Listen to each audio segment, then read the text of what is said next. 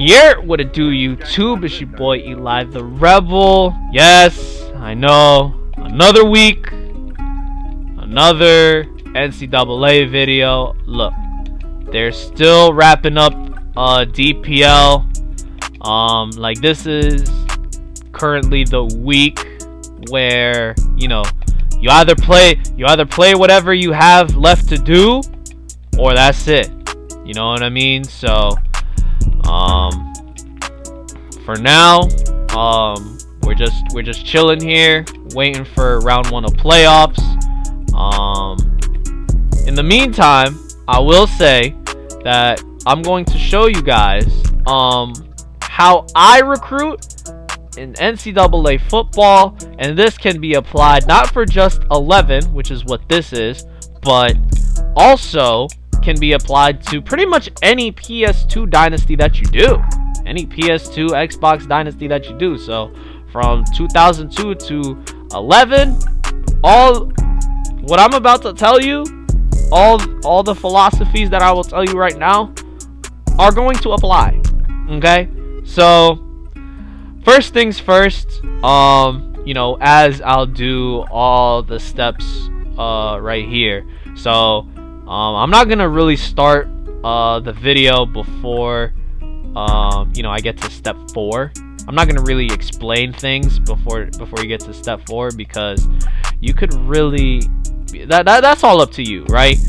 And if you're like someone that's like really foreign to this kind of game, but you really want to really have a deep dive and have a foundational understanding of why I do the things that I do in preseason recruiting, go check out Al from Playbook Gaming. That guy's the man.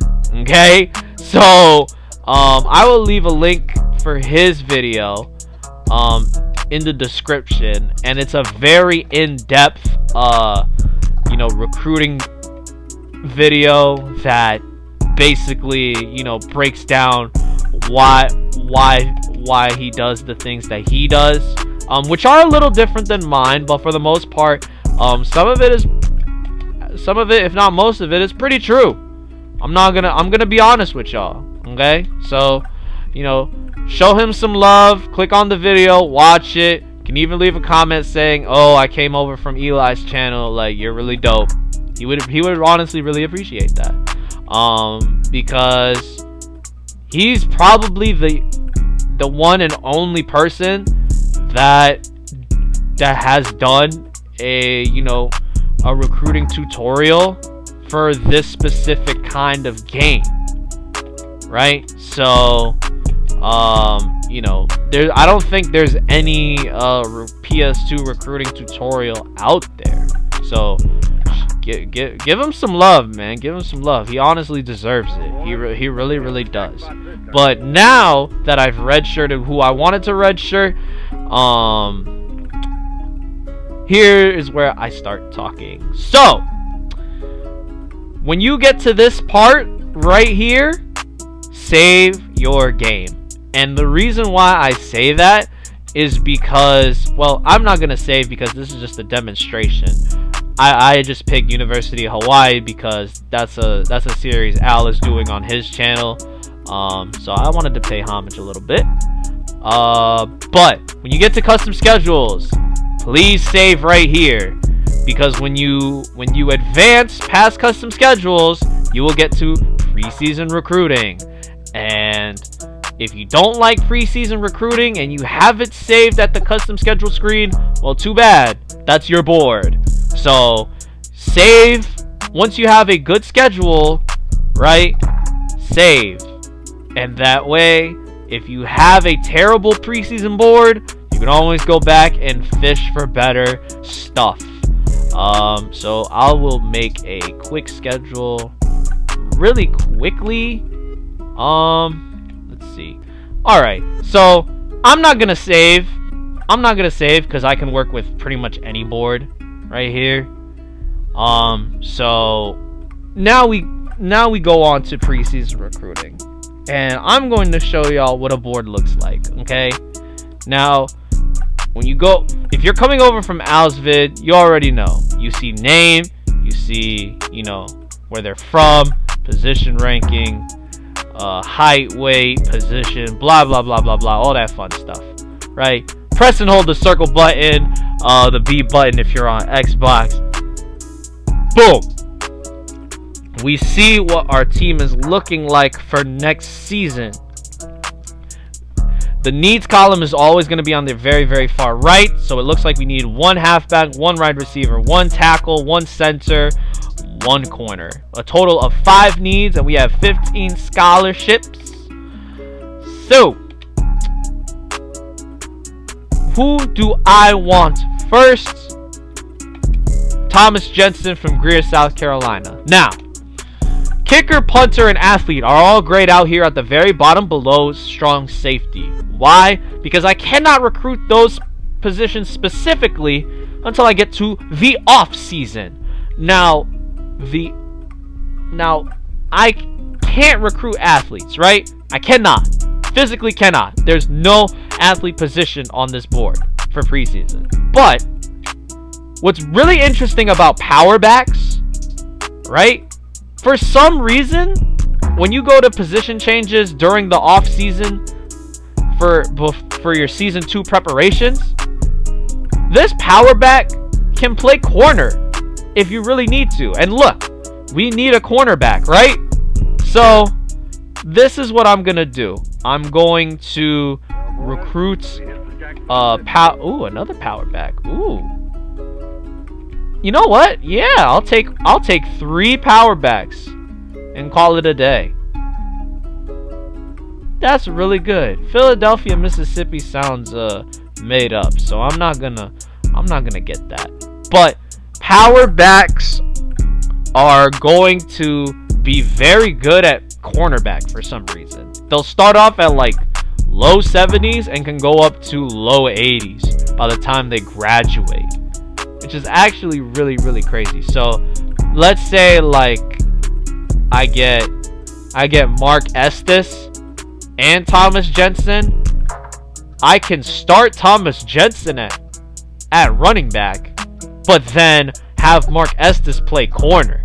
Now he's going to be like, you know, a nickel or a dime, if not, or a quarter, or at quarter corner. Ugh. Okay, that's a twister. But you know, it's still a position that I need, because if you go to actual corner, you can see here, it's kind of, you know, it is what it is, right? Ooh, wait a second. Craig Sapp, Kahuku, Hawaii, pipeline. Now, I picked the University of Hawaii, and Al talks about this a lot. Pipeline states, keep track of your pipeline states. Now, I picked the University of Hawaii, so I already know off the bat it's gonna be Hawaii and California. I don't need to even think about that twice. Okay?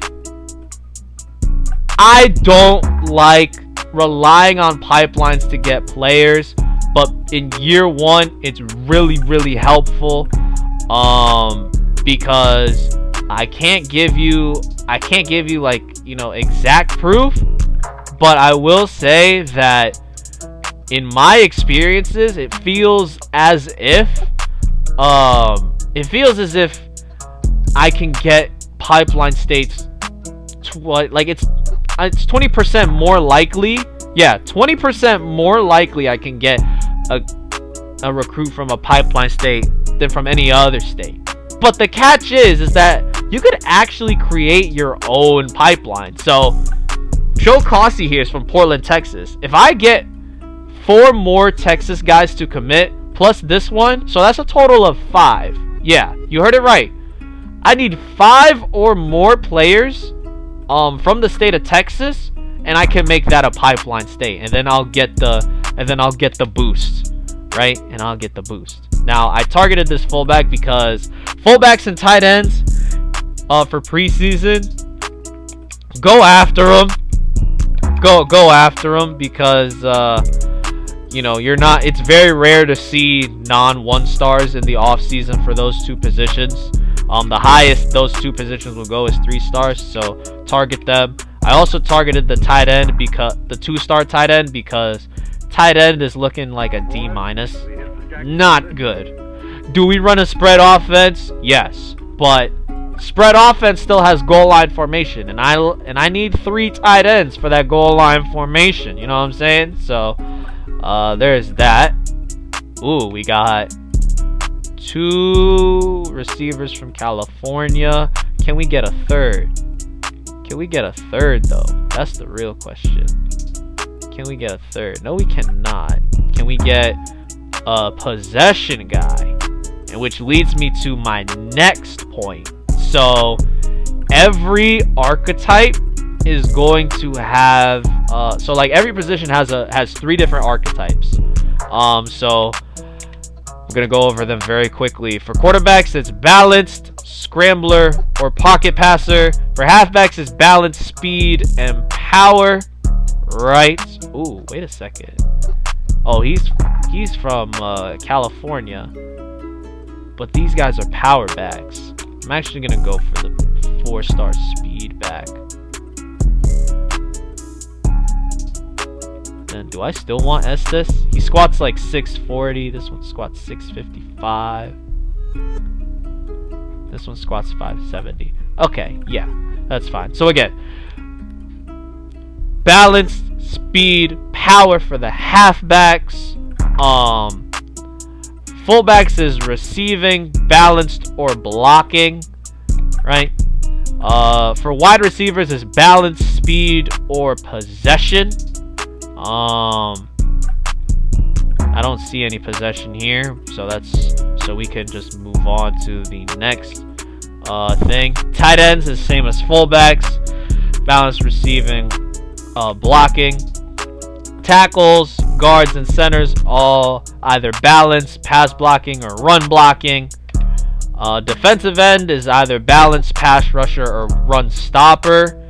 Same thing with, the same applies to DTs, outside linebackers, and middle linebackers. And then corners are either coverage, hard hitter, or balance. Those are all the possible archetypes that you could recruit in NCAA football for the PS2. It does not matter what version you are on. It does not matter at all. Now, when I was talking about halfback, I got a little distracted. Okay, I was looking at some squat numbers. All these stats you see here represent a statistic number going up to 99. So a 40 time represents speed. Bench press represents strength. For the halfback, wide receiver, quarterback, right? For those 3 positions, squat represents break tackle. For fullbacks and tight ends, squat represents blocking, run blocking. I'm not sure about pass blocking, but fullbacks, tight ends, and all the offensive linemen, squat represents blocking numbers. Blocking ratings, excuse me. And then all defensive players, squat represents tackle ratings. So, again, I see a high squat number for this power back. It means he can play some defense too if I really, really wanted to. Not as much as Larry Mayfield out of Newark, California, because he only squats 585. But you get the idea. I don't focus on 40 and bench as much as squat. Squat's the most interesting one because it's so different for certain positions and things like that. It's really, really cool. Like, look at this. Jason Pope squats 705. Of course I'm gonna target that guy. Like, come on. Unless I see pipeline. Like, you must be out of your mind that I won't target Jason Pope, because I will. I also need center, right? Yep. So center, I don't see anything here. Nothing too crazy. This guy squats 670 and he's a 3-star. That's kind of nuts. But what I'm gonna do is I'm gonna get the 2 guys from California, simply because like it's year 1 and I just need as many players as I can. And they're gonna get trained up and become really, really good in the long run anyway. So it's no big deal. No big deal. Yeah, you get me. Anybody else from that pipeline? No, just the one. What about free safety? Nothing too crazy. So then I can just go out and middle linebacker for the giggles. There are 3 guys from California for outside linebacker, but D tackle I can get the top 2. Call it a thing, and we move on to the regular season. This is the last part of the video, unfortunately. I will break down the what you do in the season, but this is what you do before your season starts. Okay, you have 100 points, and you targeted 15 guys. Now in the older games, you could only target 12, but you still get the 100 points. But in this, you get 100 points for 15 guys. So there's going to be 5 guys that we're not going to pay attention to simply because their interest level isn't where they need to be. However, we do see Morris Marshall from Cathedral City, California. We have the most. He's the most interested in us. Oregon and Boise State are a little behind, but we are numero uno by a good margin. He gets the 10-pointer. He gets the 10 points to start. But not Dwayne Spencer, because Oregon, Boise, and Arizona State are his top 3 at the moment. They're all tied for 3rd. We are tied for 4th with Navy, USC, Clemson, and South Florida. Not worth my time and energy trying to beat out the other top 3, right? Not worth it. Not worth it. You need to be in the top 3 for a prospect to be interested to visit you. And you want to have games that, like, once I distribute the points, I'll show you what weeks where you want to schedule like your visits and stuff like that, and we'll go over recruiting visits and things like that whenever you get basically, like, I'll go over that when the next time I upload. So once you have your board, right, you can just hit the back button, and then like all the points will go in before you sim week 1 and stuff like that, right? And I'm going to show y'all very quickly before we head out. Your prospects are going to visit. You want to schedule visits between week 7 through 12. If you do them, you cannot do them any earlier than week 7. They just simply don't. That's just the mechanism of it, right? That's just game mechanics at that point. But you can have them visit in weeks, 13 or 14. Not 15. They give you the option to do it for weeks 15. Like, the reason why I say 7 to 12 is because once you get past 12, right? Unless it's like a 4 or a 3-star, you're probably not gonna get that visit. They're just going to like commit to another school that they've already visited prior to week 12. So if you look at this current schedule right here, we got week 7 home versus Nevada, we got week 9 home versus Idaho, week 11 home versus Utah, and the 23 doesn't really matter because they might not even be 23 by the time we end up playing them. But here's the thing. The goal is to, so the reason why I spread out the board that way I did is because I look at it like this, right? I want to get as many of these guys as I can, so that way I can, check off needs. And that way I can check off the needs, and then I just, I don't have to worry, I have less things to worry about going into the off season, right? So I find this more important than off-season recruiting because it sets the pace for what you're going to do in the off-season. Because we are only a 3-star program, right? So the recruits that we're going to get in the off-season aren't going to be that great. So preseason and in-season recruiting allows us to get 4s and 5 stars that we're probably not going to get in the off season. We're gonna have an advantage. We're going to have, you know, we're gonna feel good about our team going into the off season if we get one of these guys. Now, some people like to, you know, put, you know, 20 points or 30 points on players before week 1 starts, because they really want, you know, like, let's say we'll put let's say I know people that would probably put 30-40 points on Morris Marshall before week 1 starts because they really like this guy. You know what I'm saying? So but I like to spread them out because I want to get as many players as I can. And when I do this, I can get 1 to 7 players this way. It really comes down to RNG. At the end of the day, this is recruiting is RNG based, whether you like it or not. Now there are things that can influence it, such as, you know, winning conference games. Winning and winning conference games are 2 very different things. So if you win conference games, you know, it's the similar kind of boost that you're gonna get to you know, recruiting in pipeline states.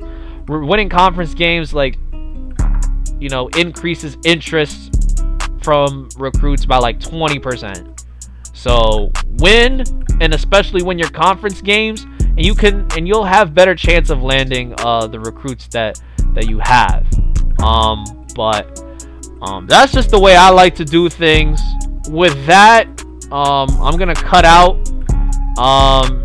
Next time y'all see me is gonna be DPL playoffs, and then after that, you'll see what I'll do in the in season. We're gonna break down what you need to do when players are ready to visit and things like that. So yeah, with that, it's been your boy Eli the Rebel. I'll catch you guys next time. Deuces.